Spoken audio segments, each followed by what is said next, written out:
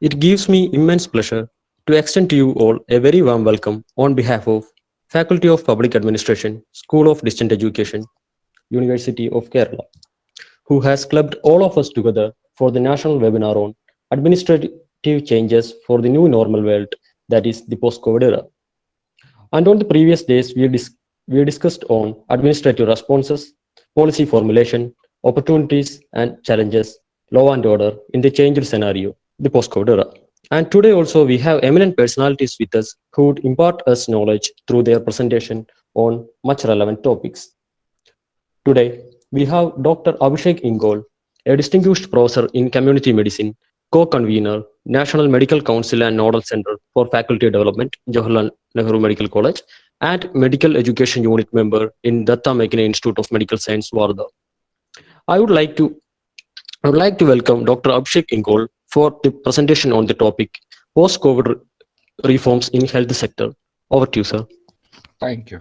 So basically, before we just start with the post-COVID reforms in health sector, I'd like to brief that since many of the participants in this forum are not from medicine branch, and basically I belong to a core medicine faculty, so I'd like to briefly brush up through the COVID era, how the things took place during COVID, and what were the changes that took place with the various lockdown phases and coming to the post-COVID reforms, and what is the situation now. So basically the disease epidemiology, that is how the disease occurs, what is the cause for it, its progression, and details about any of the disease, that is its epidemiology. And next, I'll talk about the global impact and the current status with our country, how the COVID influenced our country, and what are the various sectors that have been impacted. We'll talk about the effects of lockdown that took place in year 19 and 20, the last 2 years with the COVID, and the reforms adopted by our country. And at the end, I'll try to add a word on the newer variant of COVID, that is Omicron. So, to start with, if we just think about the milestones that are important ones, or the major milestones that took place as COVID started, it was long back in December 2019 that WHO was informed of the cases of some different type of pneumonia which was of unknown etiology. At that time the virus was not identified, and it was first found in Wuhan city of China. We all know about it, right? It was a novel coronavirus which was then named as NCOV 2019 because that was a novel strain identified. And the outbreak was declared as public health emergency of international concern, PHEIC, on dated 30th of January 2020. Basically, once any of the disease or health related event is declared as a public health emergency of international concern, it means that the health disease or health entity is affecting more than one countries, and it is a serious matter which globally requires attention of public health infrastructure of all the countries that are involved in handling the disease or preventing it. So on February 11, 2020, the WHO announced the official name of this virus as COVID-19, COVID, COVID-19. And COVID-19 outbreak has been declared as sixth public health emergency of international concern on 30th January by the world. WHO. Previous one was HIV/AIDS. So the cause for this particular disease is the SARS-CoV-2 COVID-19 disease, is the infectious disease caused by severe acute respiratory syndrome coronavirus strain 2. It can affect humans and it can also affect animals. So humans, it causes disease from common cold to acute respiratory distress syndrome, wherein a person lands up in respiratory distress and he requires ventilator support, artificial respiration, because he cannot maintain his own respiration, and he cannot maintain the oxygen levels within his blood or within his body fluids. So human infections are of two types, alpha and beta coronaviruses, and it is the seventh coronavirus that is infecting humans if we look at the history of the viruses that actually affected human beings. As I mentioned before, epidemiology, or what is the overflow of what is the outline of cause for the particular disease and features of that particular disease, it is more common in the age group of 50s to 70s, 49 to 69, as specifically reported by the health agencies. And children are asymptomatic or they may have mild symptoms. So usually children are not affected age group wise, and even if they are affected, they are asymptomatic or may develop mild respiratory infections. It affects equally both the genders, males as well as females. And people with risk factors for increased mortality rate are those who are having comorbidities, those who are having other diseases, particularly those like diabetes mellitus, most common, then heart diseases, cardiovascular diseases, or kidney diseases like chronic kidney disease or chronic lung diseases. And apart from that, elderly people are more prone to occurrence of COVID with these comorbidities that increase the risk of occurrence of the disease. If we think about the mode of transmission, how it has been transmitted, breathe in the virus or its particles that are transmitted through the droplets in air. Then contact transmission, when an affected person comes in physical contact with others who are healthy. And aerosol transmission. Aerosol are again suspensions of the virus particles into the air or surface. So this slide shows the transmission cycle of SARS-CoV-2. And earlier it was not very clear that how this transmission is taking place, but later on we came to know that it is basically of bat origin, the bat coronavirus, which got transmitted through animals like intermediate host, including Manis pedicectia, that is the intermediate host, and ultimately it enters the human body. So human to human transmission is very common, and ultimately it has affected the entire globe. Related to transmission, you can have various routes of transmission like aerosols we have already talked of, or droplets we have already talked of. Apart from that, you can have physical contacts, vertical contact from a pregnant lady to her baby, or direct contact, direct physical contact by touching, shaking hands, through eyes, fecal-oral transmission, or within the family by one member to other. So that is the global impact of COVID. If we just see very recent statistics that are put forth by the WHO on its COVID update website, you can just identify that we have more than 265 million cases reported globally as of now. So this date is, I took this data 2 days back.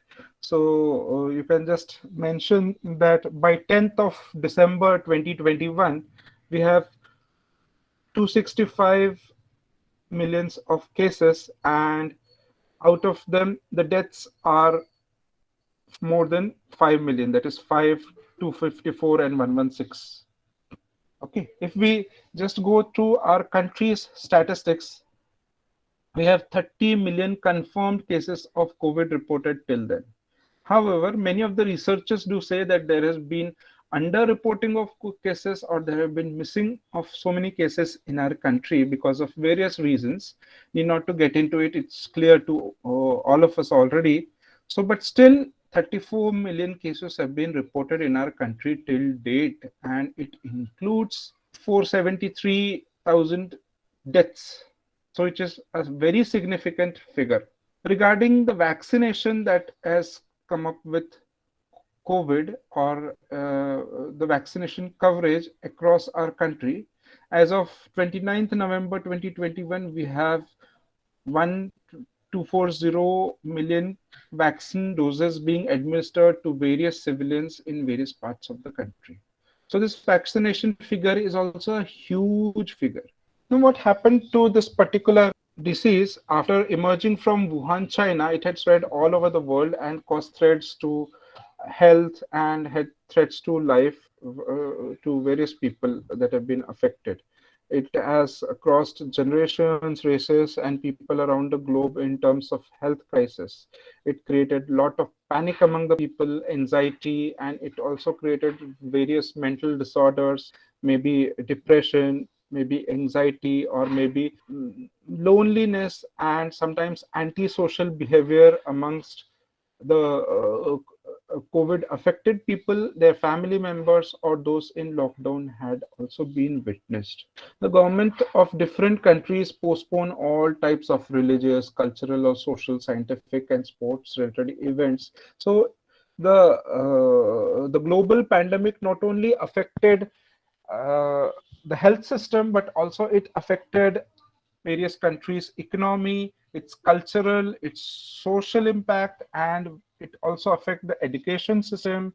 Political mass gathering events were also banned, and the effect was seen in a form of a huge setback to the entire globe. So, if we can just follow uh, with the COVID situation, there had been changes with decreasing economy of most of the countries that were affected with COVID because of the livelihood of common man being affected, because of the global health indicators being deteriorating, because there have been poor healthcare services imparted to so many health issues apart from COVID. COVID was only the focused area, and all other regular health services were affected during this particular pandemic. So the impact had been really devastating. However, there were some certain global environmental or climate changes which were a mix of some good things also happening. So we'll discuss about it in coming slides in details. So if we just have to summarize the sectors that were impacted or that were affected because of this COVID situation, it included our economy, it included religious changes, commercial sector was also affected. The education system had a big change or a big setback when COVID came in being. And then transportation like flights, trains, roads, buses, cabs, etc., were also affected. So transport sector was totally it came to standstill, we can say. Food security was no more because there was not adequate supply of food, may it be raw or cooked food, and the food security was gone for civilians. There was a lot of unemployment. There was no scope for employment to daily wage or employees of class 3 cadre, and healthcare facilities came to a big setback. They were not in standstill. The facilities were there, but they suffered a big setback, which actually I want to discuss with this particular presentation. So if we think about Indian economy, COVID-19 has been largely disruptive factor for Indian economy. India's growth went down by 3.1%, a significant decline. And India's overall economic package was announced as rupees 20 lakh crore, that is 10% of India's gross domestic product. So we already know that in our country's share towards health economy is has been poor. It is expected that a country's um, expenditure on health should at least be more than 10% of its gross domestic product, whereas in our country it is just 7.3% of expenditure into health sector. But with the COVID, the situation became even more meager. Regarding education, Indian government closed down all the educational institutes for time being. Hence, the education of the students got drastically affected. If we just go through the statistics of on global education and how COVID-19 impacted the education, you can just realize that um, the number of learners that were enrolled at pre-primary, primary, or lower secondary and upper secondary levels of education that have reduced, or the closure that was witnessed with this particular uh, areas was kept on increasing with time. So most of the educational institutions went for complete closure at the time of lockdown, and after some maybe 20 was entirely with year 2020 was complete lockdown, and later on the education sector started recovering the losses, or started adopting to various modalities of education that we can discuss in later on, because here I'm just trying to summarize the effects, and then I'll actually come to the changes that have taken place in recent times. Regarding unemployment, again it greatly increased, because out of the total 195 men wage earners that have been reported in our country, 121, that is 62%, are casual daily wage earners. So their earning depends on daily wage work. They are skilled workers and or semi-skilled workers, and they don't earn a regular fixed salary based or personal business based earning. And only 38% are salaried employees in our country.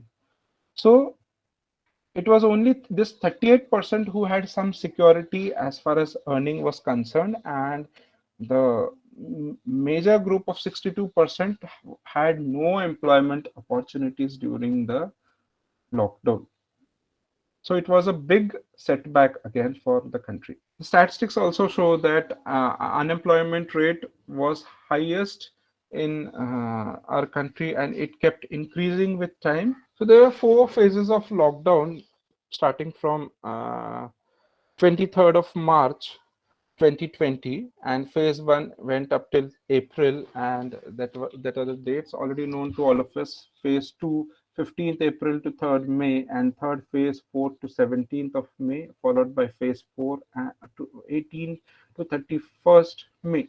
So these were four phases of complete lockdown, and after that the entire country adopted to regional measures depending upon the COVID cases that had been reported in at district level. The authority was given to district health officer to plan for the lockdown of his own district, and it was not a complete lockdown, but usually most of the district places had adopted to partial lockdown, wherein working days, marketplaces were restricted to few hours, or limited in the number of hours for which the marketplaces or public gatherings were permitted.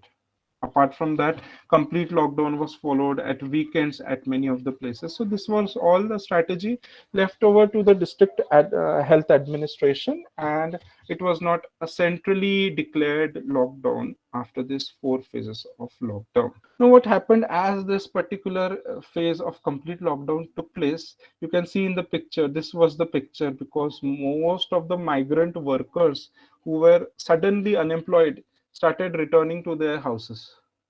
So 15th March, 24th of March 2019, when PM declared the complete lockdown countrywide for the first time, this was the picture, because the migrant workers had no transport avenues. They were limited, or I think they were not at all available. Trains and buses were not working. Many of them were seen carrying children on their shoulders or their backs, and simply walking for kilometers together to reach their homes or their native places back. Apart from that, there was shortage not only of income or funds, but also of food, and uncertainty about the future, what's going to happen in future, whether they will be able to resume their jobs, whether people will survive or not, what is going to happen to their families. So there was lot of panic, lot of stigma amongst the civilians in this particular phase. The cases, those I mean the civilians, as they returned to their home states, The statistics were also reported, and state-wise also it was reported, and it was a steadily increasing graph for all the states in the country, because all the migrant working population was returning back to their hometowns. Now, impact of environment is something which is interesting. In amidst of the very meager story, very sad story of COVID and how it affected our country and the entire globe, it is the only area which shows certain signs of relief, because with the impact of complete lockdown, the rivers had become cleaner as industries were closed due to the lockdown. So no polluted waters were let down in the rivers. So they started becoming clean. The quality of air also significantly improved during this particular lockdown. There was no vehicular traffic. There was no industrial air pollution. So the quality of air also significantly improved. Now, due to lesser demand of power industries and use of fossil fuels or conventional energy sources, they have been reduced or lowered considerably. So, whether it is air, whether it is water, whether it is sound pollution, at all levels, the pollution of environment was restricted or got a significant check. Animals were found started walking on civil places, roads, highways also. So the pictures were shared in WhatsApp and other social media platforms by many of the civilians. So that was a bit good part of the entire story.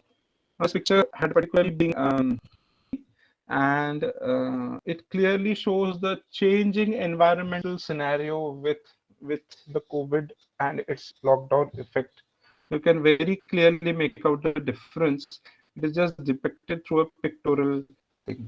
So coming to healthcare system, that is the thing actually I am supposed to talk to you all, and this was the story, was a background behind coming to this particular area which I actually need to talk to you all about. So healthcare system was also drastically affected, and it went through the biggest challenge of the decade, we can say, when COVID was declared as a global pandemic. So COVID-19 had significant effects in normal working of healthcare organizations. Why? The regular patient flow, the regular medical problems that were the topmost priority, all of a sudden started getting least weightage, least importance.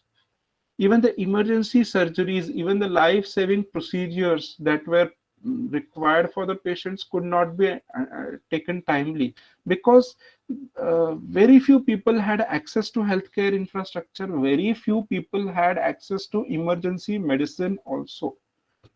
Many of the researchers do report that many of the cases of emergency situations like myocardial infarction, maybe stroke, or maybe other life threatening emergencies went unnoticed, and people could not move to the hospitals or tertiary setup, and people just died on their at their homes. They could not recover from this particular emergencies, and the deaths also went unnoticed, or they were somehow mixed with the statistics of COVID deaths. So it actually made patients staying away from accident and emergency departments and reaching out urgent medical conditions such as heart and cancer illnesses, etc. The I still remember one of the article by a scientist from National Institute of Oncology.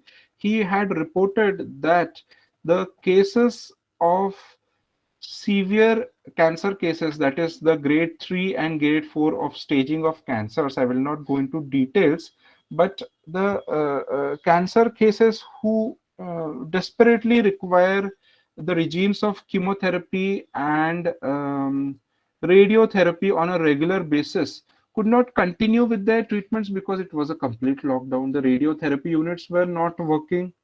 And most of you must be knowing that radiotherapy is a massive, big setup which requires a patient to be taken to that particular setup. He gets the doses of radiotherapy followed by his chemotherapy cycle, which will be given through IV fluids slowly.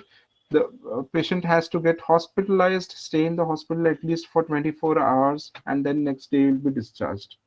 So all these things could not take place at all.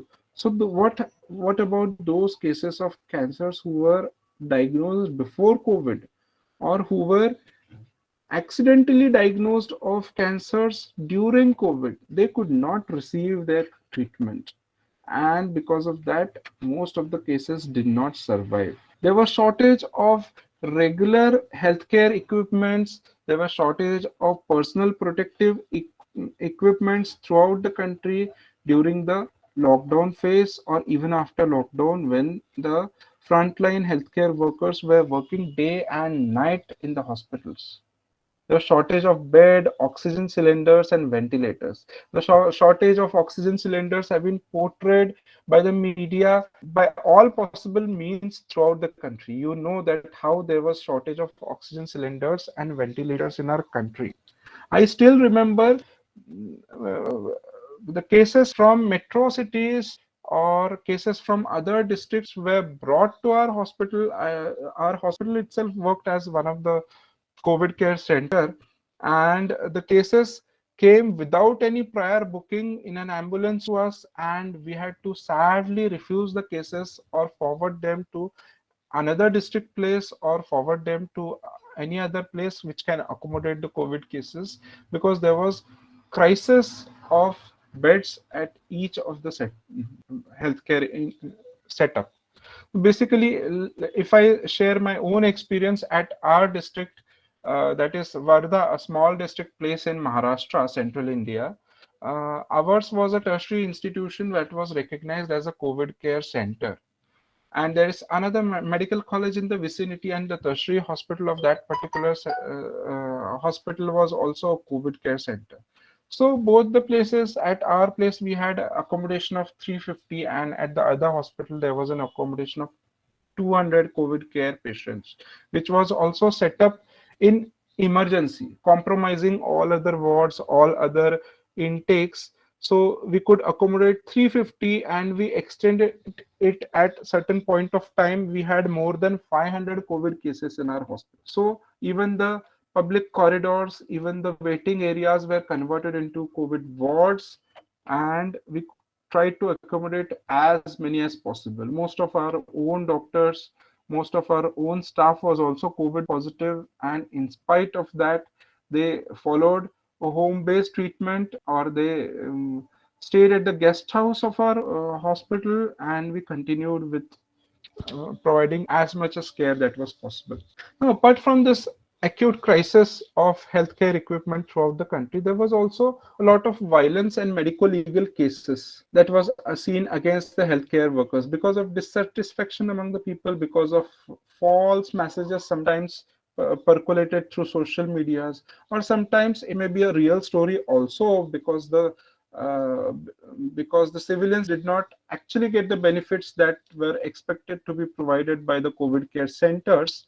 So sometimes violence against doctors, violence against paramedical staff was also reported throughout the country. It was a common story from all the states, all the healthcare institutions that provided COVID care. The psychological impact of all these also led to stress, depression, anxiety, or conflicts at family level, and also deaths. So lots of family disputes were reported, lots of criminal cases were also reported, domestic violence, violence against women, or violence against domestic workers or employees working with the families was also reported at various places. So regarding the disparities associated with COVID, it is a disease that transcends wealth, fame, prestige, or age. We are all at risk. Okay, all the areas are getting affected. Employment and the struggle to access to tobacco or alcohol by several men because they were chronic addicts and they were not getting these things and unloading of their anger through physical, verbal, or many a times sexual assaults also. So COVID-19 is shifting other household dynamics also, domestic responsibilities that earlier women used to bear, and for many a times working women taking help of maids for doing the household chores like cooking and cleaning had all inflated. They are all got ballooned because you have no servants, you had no household laborers. So ultimately all these responsibilities were to be taken by women or kids or even men in the family. Now, as we all know that women in Indian families tend to eat at the end, and at the least, whatever is left over, they'll eat at the end. So with the food crisis amongst poor socioeconomic status families, it was also seen that not only the financial strain, but the food shortage affected mostly the women. What was the final solution to all this story? As the vaccination came and all the country got vaccinated against COVID, after that, slowly we could get the control over the pandemic situation and the number of cases reported started declining. However, India's health system, though it made a significant progress and many indicators were positive, still there was a big gap amongst the states, and COVID-19 had exposed various fault lines, various areas wherein our healthcare infrastructure could not actually satisfy the expected parameters of services that it needed to provide during COVID. So India was second highest number in number of daily cases of COVID that were reported in the world, and the first one was US, and after that India was second at a point of time. But as of December of 20, we lost more than 4 lakh lives with COVID, which was 9% of the overall COVID deaths that were reported worldwide. So many deaths, most of the cases being reported in our country, second highest in terms of reporting of the cases.